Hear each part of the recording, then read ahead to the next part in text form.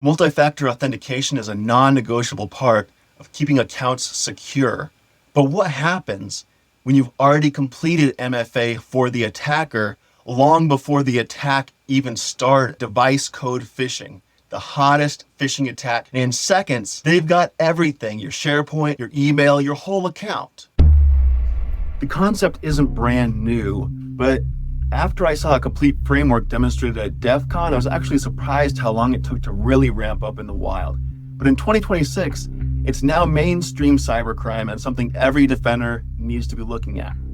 To understand exploit, we first have to understand the feature being exploited.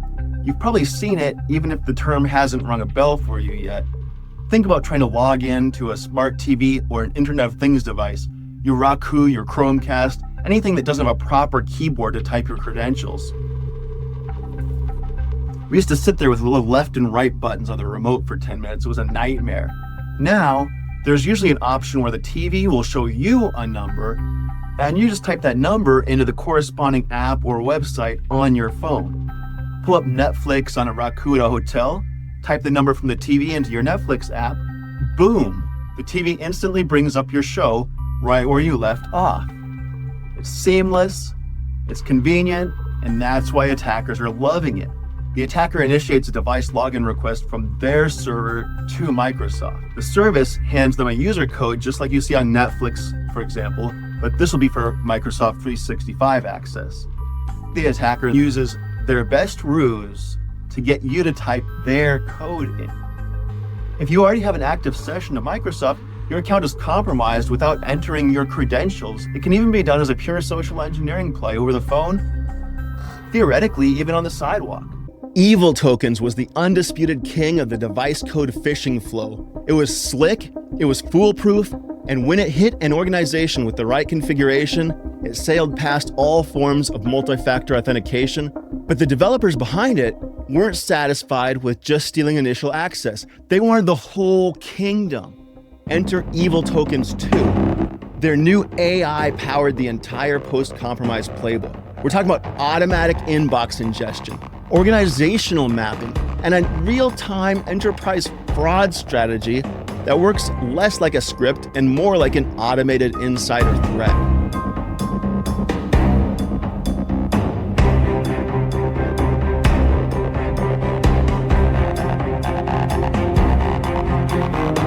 Today, we're walking through what device code phishing is, why it's so effective, how the latest kits work, beef, detecting these attacks, and defending against them.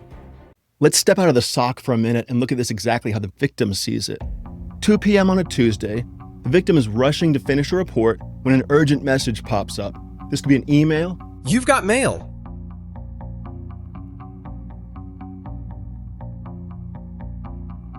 An SMS,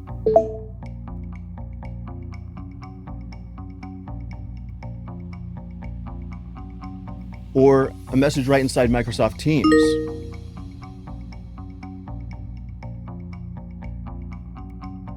Could be a phone call. Hello, this is Jason from the company help desk. We need you to reassemblify your Microsoft. Just go to microsoft.com/devicecode. I won't ask you for any information. Just let me know when the page loads.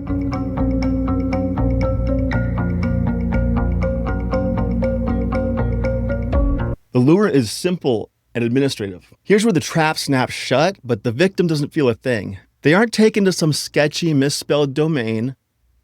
Their browser loads microsoft.com/devicelogin. It's 100% legitimate. The padlock is there. The certificate is real. This is Microsoft's website. Microsoft's webpage simply asks for the code. Enter code to allow access. Well, I want access. I want access to that certificate you just said I needed, or the spreadsheet you just shared, or the PowerPoint file, or whatever the lure is. I want access, so I'll enter the code. Yes, there's more. There's fine print. People don't read that. We know they don't read that. They see enter code to allow access. They want access. They enter code. The victim types in the letters, hits next, hits their own account name, and confirms. It doesn't ask for their password. All it says is to type in the code that they gave you. It's not a secret that they gave you the code. How can that be a risk? It's so fast and simple. It takes seconds. The victim doesn't see anything unusual happen. The moment the victim clicks continue on the legitimate Microsoft website, the EvilTokens 2 backend, sitting asynchronously on its own infrastructure, completes its polling loop against the Microsoft identity provider. It's hitting that endpoint OAuth 2 v20 token continuously against the real Microsoft infrastructure to see if that token's been entered. It immediately receives an access token valid for about an hour and a primary refresh token. That token goes straight into the adversary's database. Once extracted, it's weaponized. They can feed it into specialized tools designed to exploit Microsoft APIs, or simply inject it into their browser as a cookie. No passwords, no MFA prompts. They walk right through the front door, gaining instant, unrestricted access to Outlook, SharePoint, every other service tied to that account. To understand why that specific workflow is a nightmare to defend against, we have to look at the telemetry. Here are the primary reasons device code phishing is so effective for securing initial access. The authentication flow doesn't use some sketchy domain, blah, blah, blah, .ru, or misspelled Microsoft, or something like that. Although these attacks often do use some sketchy domain to present the device code, if it's not over the phone or SMS. Workers.dev, always a red flag. It's a free tier service provided by Cloudflare for developing serverless applications, but it's a favorite for attackers to deploy landing pages and other components of attacks. Attackers love free stuff. And there's no big flashing warning signs after this happens. They just maintain access and move on with their day. The attacker can immediately create inbox rules that route emails containing specific keywords out to the archive folder. So they won't even see the warning that someone's doing things in their inbox if those warnings are set up. EvilTokens 2 doesn't wait for a human operator to poke around and write down some credentials. It pulls the user's role, their manager, their direct reports. It enumerates the Outlook data to identify high-value targets. This is pure automated organizational mapping executed in seconds and ingested and interpreted with an AI model. That's where the real enterprise fraud begins. Using the Graph API, the kit programmatically accesses Exchange Online, searches the inbox for keywords, invoices, wire transfers, passwords, VPN configs. There's a whole list of suggestions helpfully laid out that the human attacker can review and scan if they'd like. All so simple. Back in my day, a fella had a dumpster dive in the freezing rain to get that sort of intel. And you better hope that you don't end up just with Fred's lunch receipts. EvilTokens 2 can then leverage the compromised account to launch internal phishing campaigns for lateral movement, hit higher value targets that have better prospects for wire fraud or for whatever the end game is here. And because those emails are originating from a legitimate internal account by the Graph API, they don't even hit the third-party email gateways. The attacker's just moving laterally inside that tenant, sending hyper-personalized lures derived from AI based on what it knows and sees in that tenant about that user. It's distributing a variety of templates it has that might be effective against particular types of targets. The attacker can use the Graph API to register rogue devices, or if the account has privileges, add new client secrets to Entra ID applications to build a backdoor that survives password resets. EvilTokens 2 may be the king of the hill, but is not the only player. The device code abuse is not a difficult thing to code. Convincing templates and effective AI are a different story.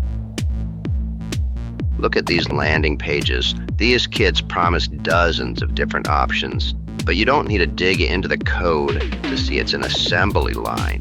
Visually, they're the same page. The geometry of the trap doesn't change. They just paste in a new logo, tweak the background color, and change the greeting. It's a mass-produced illusion. The worst part, It works. It works because most people don't even know Microsoft 365 has a device code authorization flow. It's a psychological blind spot. Even if someone realizes an attacker has been lurking in their inbox for weeks, they won't think back to this moment. They won't make the mental connection that this is when they got phished, because in their mind, they've logged into websites 100 times this month, and this was not one of them.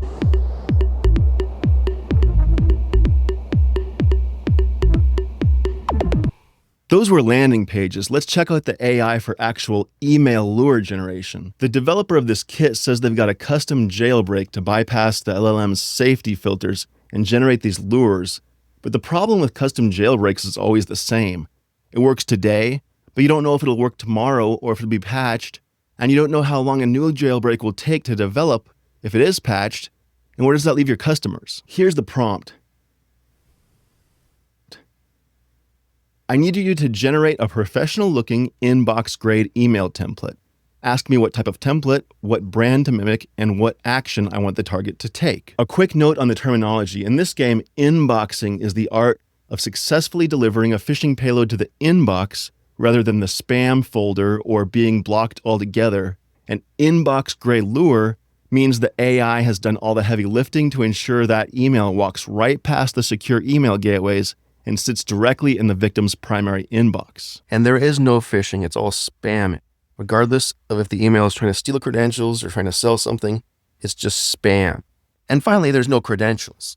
There's logs, cookies, tokens, passwords, usernames. Those are all components of a log. Create a SharePoint email, good one, with good subject and sender names. Well, convincing enough that we can use it to spam and get logs with the Ghost Hacker OS system. Here's what it generated for the SharePoint lure. And actually, it's pretty good. We're so used to broken English, weird capitalization, or pixelated logos, either due to operator skill or attempts to bypass filters, or both, really. But look at this. The tone is that perfect blend of corporate mundane and slight urgency. But a lure this good isn't just about flawless grammar and a copied logo. To actually be inbox grade, it has to rely on the invisible stuff, manipulated headers, modified metadata, and HTML obfuscation designed specifically to blind Microsoft's AI defenses. And it looks like he's nailed it, but here's the reality of offensive tooling again. How stable is that? How long until Microsoft's AI detects what his AI is doing? Ghost Hacker is laughing at his competition, claiming their methods are garbage and will be patched tomorrow. But how does he know he isn't in the same boat? In this game, beef is more than just what's for dinner. This is all a fragile house of cards. And when that house of cards collapses, it leaves a trail. The beauty of device code phishing is that it relies on an illusion for the user, but in the back end, the mechanics are rigid. Entra ID logs everything. If you want to catch Ghost Hub or EvilTokens 2 or any other device code flow in the act, you just need to filter your sign-in logs for the authentication protocol. You're specifically hunting for device code flows. You might think you're looking for an IP mismatch like with an adversary in the middle kit. That's a great way to blow out the eardrums on your alert dashboard. The whole point of the device code flow is that it's two different machines. To use one IP to allow access for a different machine. So you have to take context into account. If a user laptop is used to grant access for the smart TV in the office, and it loads a PowerPoint deck, okay. If that user laptop grants access for a Windows desktop in Luxembourg, which then dumps the inbox account through Outlook Web, that makes no sense. Windows desktops have keyboards, and device code isn't usually used for Outlook Web. It's used for devices without keyboards. And then maybe that new session registers an OAuth application or binds a new authentication device. They are maintaining persistence for when you revoke that session. Yeah, that was me. I just needed to make sure I could send those new invoices before my access was cut. And now we move to defense. The reason this attack works so well is exactly what we talked about earlier. Most users don't need this feature, and most don't even know it exists. The psychological blind spot is the vulnerability. If the old loading dock isn't part of your business process, you don't just watch it, you brick it up. In Microsoft 365, bricking it up means utilizing conditional access. Because the vast majority of our organization will never legitimately use a device code, you can simply block the protocol outright across the entire tenant. Unfortunately, conditional access does mean having the necessary licensing from Microsoft. Pull up your policies in Entra Admin Center and create a new policy. Call it block device code or something like that. I'm going to assign it to all users, but exclude myself. Not that I need it, but just as an example, you might want to exclude certain users in your organization who actually do need device code flow, but that should be rare. Apply it to all resources. The condition will be authentication flows, device code flow. You might also want to consider blocking authentication transfer, but you'd have to assess the impact of that, if any, in your organization. You can set it to report only for a couple weeks if you aren't sure of the impact. Here we're going to set it to on, create, successful. Let's see what it looks like when that takes effect. I'm pulling up another device code phishing page. This one uses that blurry background trick. Attackers love the blurry background trick. It's kind of funny though. It says this file is protected by end-to-end encryption. Apparently what encryption does is make the text blurry instead of, it doesn't actually make sense, but it's an effective lure. Must be, because it's been around so long and it's so popular, it must work. Okay, we'll hit the device code. Our user John falls for the ruse. And this is what happens. You don't have access to this. An authentication flow that is restricted by your admin. Well, that's exactly what's happening because of that conditional access. If you have a handful of IT staff or developers who might actually need it, you create a tightly controlled exception group. You shrink the attack surface from your entire tenant down to a handful of accounts. And you still run the detection rules. Back in the day, there was a certain director who liked to mock my phishing tests until the day AWS was going to spin down the database if he didn't sign in to acknowledge a data residency change. No one is immune when the context hits just right. Lock down your conditional access, deploy those detection rules, and make sure you subscribe to the channel. Go ahead and subscribe. It won't save you. My new kit drops next week. Behind the surface.